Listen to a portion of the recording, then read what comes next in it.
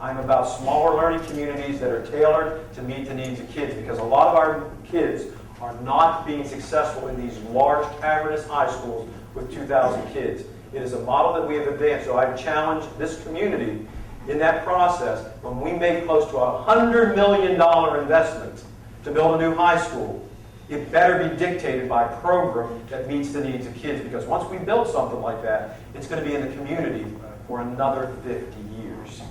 So we've got to get our heads together in terms of the theoretical pieces of this. Is it programmatic issues that are going to drive what the buildings need to be, thinking of the 21st century, of what our kids need for the future, beyond being driven by an agrarian model that has dominated education for the last 100 years.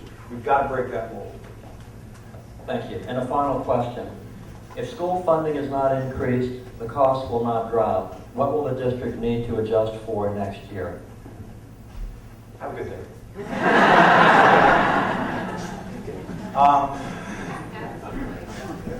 Gosh, you got me at the end. You want to say that again? Sure. I'm not doing a cane situation. If school funding is not increased, the cost will not drop. What will the district need to adjust for next year? What I've tried to do today is, in one of the slides, I tried to tell you all the things that we have done. We have cut back, we have trimmed, we have excised, we've done everything with a scalpel to do that. Our hope is that we can stabilize our school system during these rough times so that we do not have to make any further draconian cuts. Because as we do, 83% of our budget is directed to staff. We already saw that we offered an early retirement incentive last year that has eliminated our staff by about 60. We started from the top. We worked all through the school system. We preserved the integrity of our classroom, keeping class size within the board cap and goal, maintaining that, and cut all kinds of positions. We have 2 or 3 people in here right now who are doing 2 jobs that last year 2 people were doing. When I arrived in central office in 2005, there were 7 people in the superintendent's office. There are now 3. And we're all looking at each other, who's going to be next?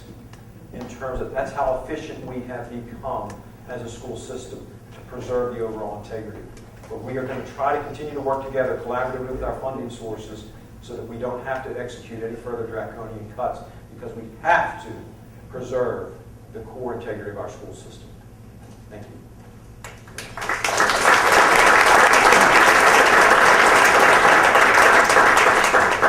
All right, thank you, Dr. Martorano.